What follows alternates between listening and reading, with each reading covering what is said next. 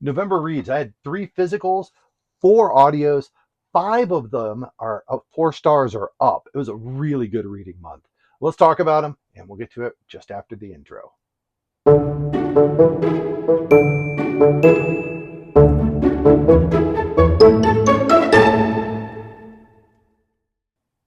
Welcome to the Book Dormer. If it's your first time, thanks for coming. If you've been here before, well, thanks for coming back.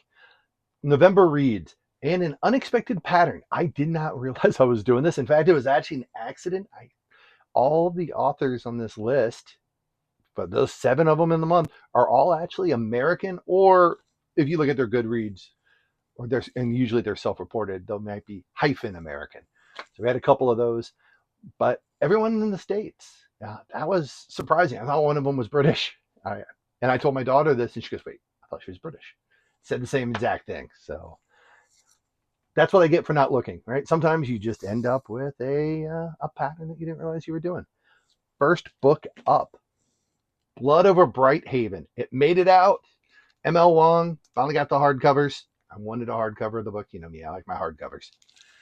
This was the hardcovers published in 2024. I think the physical was 2023, or the paperback original.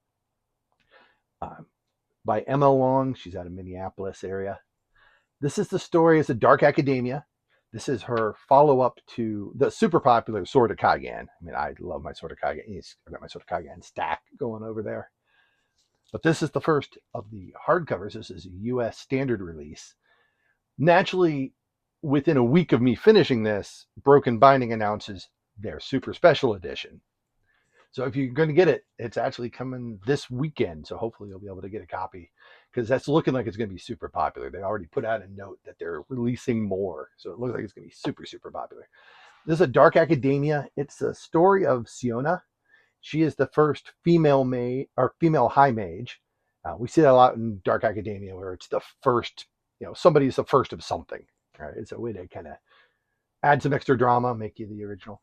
So they would not allow any women to be high mages, and she's the one who broke the barrier. And now she's really intent on being a star at it. Like, she's going to leave a legacy that she can be proud of, and that any other women can look up to. Mix in, then you have Tomil. Tomil is a hunter tribesman. We meet him as he's running through this and it's kind of like a magical-ish, British little reverse colonialism story. He's a tribesman. They run to the city because horrible bad things are happening to people from Baya magic out in the wilds, and the city promises safety. So he charges there, gets there, ends up being a janitor. Siona passes her magic test because she had to do a big test at the front. Passes it nice and early in the book. Like there was no like having to wait a quarter of the book to get to the things going. There's drama right off the bat. She gets through.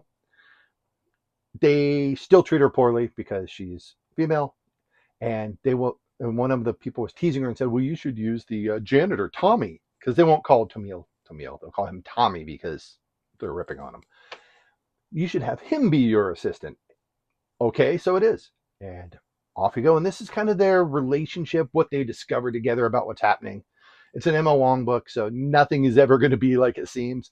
And yeah, this is the kind of dark academia, though, if you're picturing, oh, wow, I hope they really get together and have a long, happy life together. Yeah, I don't think you know her books. Fantastic book. 4.5 stars right off the bat. That kicked off the month. I'm going to mix in the physicals and the audios this time.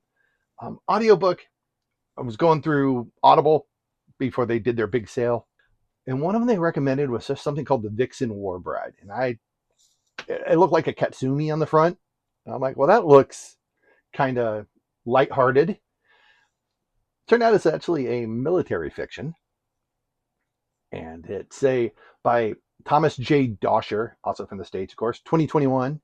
But the audio just came out. The sequels, this is book 1 of 6, and there are no other audios. So this is the one. There is a war, and it's very much like an American. I mean, this reading it is like, are we sure this is about the future going to another planet, or are we sure this isn't about like 10 years from now? Because this really felt like current trajectories and current kind of military current slang, current military skill sets, and things like that.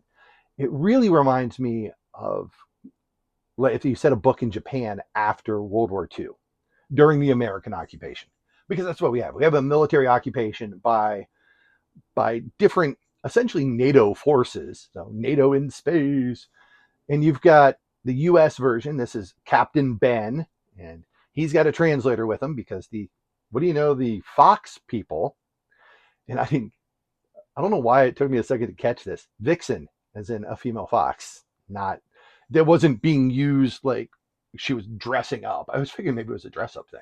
Nope, nope, nope. She's got a tail and everything.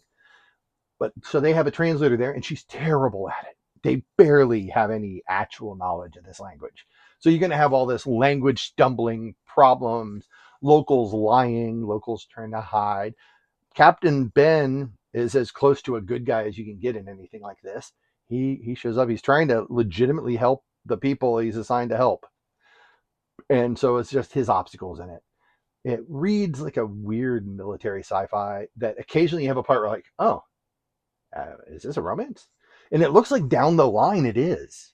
But at this point, no. At this point, it's just the stumble through. It doesn't really feel like a true book one. It feels like maybe half of a book. Let's see, on the Katsumi side, you've got the priestess, and but without magic. And so we get some of her ideas. I don't know. It was cheesy. Maybe it'll be fun later. I don't know. But in my note, I left myself said, "How is this the future?" Because it really is like, you don't have like better drone technology that matches what we have. Like your radios are getting knocked out. Okay, I gave it 3 stars. That was it. That's as high as I'm going to go on it. Next up, going to switch over to Gods of Lost Wards. This is Hell's Library. It's the 3rd book in the Hell's Library trilogy from A.J. Hackenworth. It's also from the States. I really enjoyed the first 2, and they're a little slow. They're a little slower than a lot of reads. And Claire, the narrator who does Claire, the main character, is very I don't know, somber almost at times. Like there's some somberness in there. It's kind of that persnickety, librarian talk. Trying to think of the right way to say it. Maybe like a slightly less fun version of the Lady and the Mummy's voice. So you get that kind of slowness. In the first book, it was cute, and there was some really good ideas. By the time we're up to book 3, you've got the 4 main characters. You've got Claire, who's the human who probably wasn't a good person. That's why she's in hell, but she's running the library, and the library is separate from hell. But the demons all like to come there and read stories and get ideas. You've got a muse, a fallen muse, Brevity, and so she is now the librarian. You got Hero, who was a villain in Claire's book, and Claire had originally had a super crush on one of the other characters, but that other character spurned her, and that's one of the first books. So you can read through that one. The books are pretty good. Hero, he turns into the real hero. That he had a growth arc through a trilogy, which is really nice to see. And then you got Rami, a fallen angel who was a watcher, as a special type of angel, but he's kind of fallen, got exiled, lost his wings type of thing. And you've got basically their kind of romance story. Doesn't go deep, if you're not into romance, it goes a little graphic. It's not graphic at all. It's just them liking each other. Let's see. And we find the gods are gone, and the devils, this book circles around the devils trying to take over the library, and the librarians getting together with the other libraries. There's multiple libraries in this series. Then, so you got like Claire's original library. So now Brevity is the library of the unwritten. So it's books that the author never actually finished. And so you got these characters who kind of sometimes come alive, who are just stuck in there. And the books have power. And the books actually, reject certain librarians who they don't like them, and goes after librarians they like. Fun series. I gave it a 4-star. I think overall it fits. It's a good 4-star. Next up, we'll go this route. Study in Drowning, Ava Reed. I was waiting to get the version that has this, just because, yes, I can a pretty version of a book can definitely change things for me. So this is Study in Drowning. This is from 2023. Ava Reed, who is out of the States. It was not a standalone. I thought it was, but you go looking, and it's actually the back of this has a preview for the next book, which comes out sometime next year. So our characters, remember, Dark Academia, so we're going down the Dark Academia path. So this time, instead of being the only female high mage, like in Blood over Brighthaven, this time we have Effie, who's the only female architecture student at the university. Only thing is, she's not good at it or passionate about it. Instead, she is passionate about literature, but in this Britishish kind of world, you're not actually allowed to be a literature student if you're female. Okay, that's your setup for it. That's kind of funny. I was like, that's a weird one. You think it would be the opposite. So it's kind of a neat little twist. Effie, she has been hunted since she was a kid by someone named the Fairy King, and she is obsessed with the poet, the country's super poet, Emrys Mirrodin, and his epic Angahard. It always stuck me. Every time I saw it, I stopped and kind of stumbled over it. Angahard. And she's quoting books, like all the beginning chapters at the beginning always have, little chapter headers always are from this. And it's this series of books. And so there was a architecture contest. For some reason, she thought she'd enter it, and she won. She won a commission to go rebuild this Emrys Mirrodin's house. So, and people are trying to talk her out of it. They're like, hey, look, you're a first year architecture student. You're way in over your head. Don't do it. Don't go. She wins anyways. The Emrys is dead. This is his son is running this item. And so she goes down to it. It's spooky. It's creepy. They get there. They won't even let her into the main house. They won't let her stay there. They're putting her in this, like, the gatehouse, which is cold. It's leaky. It's doesn't have running water most of the time. Doesn't, it's like, what are you doing to her? And this is like in a time frame where there's cars. Like they have some technology here. They have vehicles and things like that. So it kind of felt like maybe 20-ish, 30-ish, like they have trains and cars and things like that. But they didn't have cell phones, so no whipping out cell phones. She is there, and there's another student from her university there, which is Preston, who is this stoic literature academician. And so foreign scholar, and this is a scholar, the countries are kind of at war, and there's a lot of people there were thinking maybe you should learn this guy's language because they're going to win. But he doesn't think his side's winning. He thinks they're losing. But anyways, he's there to work on the books. And so what's he there to do? He's actually there because he and a professor back at the university think that Emrys Mirrodin, the super writer, might not have wrote this. And so we've got the two characters, Preston and Effie, who are definitely direct competition. Like, Effie even dislikes him because he had gotten out a bunch of books at the library that she wanted.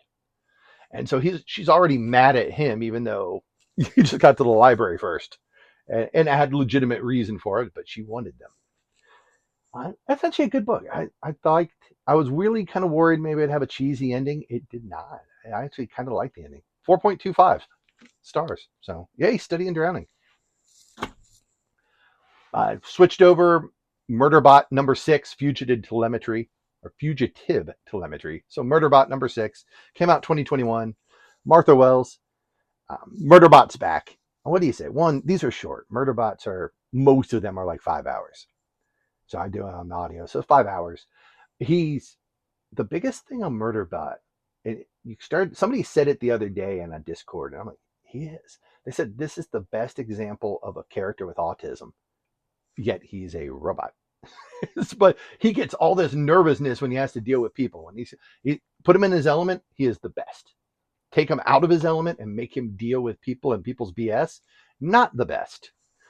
That's Murderbot. 4 stars, which is right down the line. I don't know if I've given higher than 4. Maybe I gave a 4.5 to 1.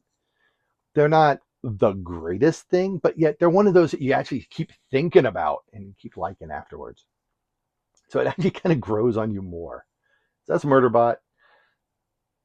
Then we went weird.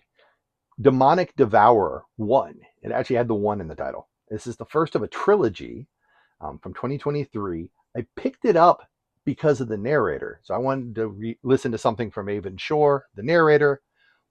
Demonic Devourers there, and it looked like a good difference from what I was reading on the physical side. So sometimes you want a brain cleanser, and audiobooks in a fun audiobook can do that. And I listened to Avon Shore's beginning of it. I'm like, okay, yeah, she reads well. So I went for it. This is Aaron Shih, who's listed as Chinese American. That's according to his Goodread profile, which I assume he wrote. This is a demon in a lit RPG. But it just starts with the demon never, like, there's none of that RPG, got to learn what's going on thing. No, this is just, she just looks up and goes, oh, okay, I access this menu. Like, doesn't even blink. It was weird start. And it started with it, like, all these things hatch, the demons hatch, and basically they get to fight it out. The winner gets to go on and start doing something else. And so she's quite literally devouring, hence the demonic devourer, quite literally devouring them to get their skills and abilities. Again, the weirdest is she's in an RPG and she never thinks it's odd. Just never, even by the time she's up and now she's having communications with other people and she's talking to people, she's still a demon RPG. And she just doesn't even blink about it. She's like, oh, I guess they don't know. She thinks maybe, but everyone she meets has levels, so she's aware everyone's got levels. She can actually detect if they have levels. It's kind of a crap story, at least at this point, man. That was a little rough, but it was a good read, or good listen at least. So I give it 3.25. I think that's a fair number for it. And then last up, Six of Crows, which, boom. Yeah, that's the super special edition. If you haven't seen that before, that's the Litjoy annotated. So, coolest thing about these. Apologies if you're going to watch the video where I went through all the different versions of Six of Crows we had. Boom. Annotations, where she explains things. So it's actually really kind of neat. You can see her thought process as she's moving through the book. I should probably mention who she is. Leigh Bardugo.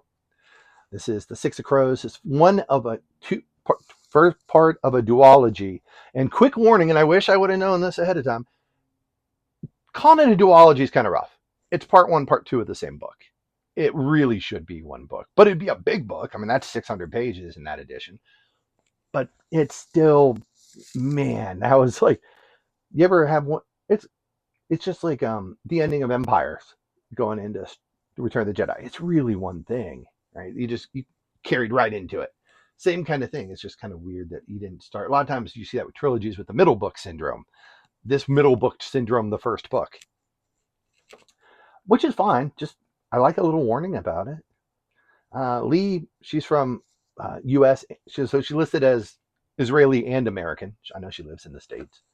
So get a little bit of non-American there. You got the Six Crows. They're criminals. And Kaz, and we're going to set him up with Kaz and a Nidge. Those are kind of like one pairing. She's the super ninja wraithy one who keeps him alive.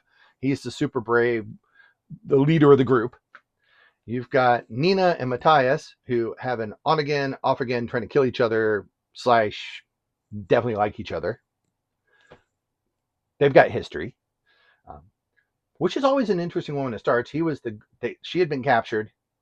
They were going to take her back, probably torture, kill, because she's a Grisha, which is like they're magicians, and Matthias's group doesn't like magicians. Matthias is the guard on it, and who ended up showing, she begged for some mercy and water, and so he went and got her water. And she decided, all right, he's not the worst. So when the boat sinks, she takes him as a flotation device and keeps him alive. And then you've got the last pairing, which is Jesper and Wylan, which is the sharpshooter and the person who is brought along, even though he's not good at the explosives, he's brought along. And he's going to grow into it. But it turns out there might be reasons why he was brought along. It's a heist. So they set up, it's a long way to the heist. Like it's, a lot of times heist novels, right? You start and you get into something pretty quick. This one started with something else for quite a while. Then had a lot of backstory. 6 characters, 5 of them point of view characters. You get a lot of backstory. And like any good heist, you have the meticulously planned setup. Things go bad. You rally around it, get it good. Things go bad again. That's kind of that. A lot of flirting. These are definitely teenage characters. So I think it pretty much stuck at the flirting level. Although, there's some hints at more, but still off screen if it is. A lot of characters who are wanting to say what's on their mind and not having the guts, and then other characters having the guts to do it.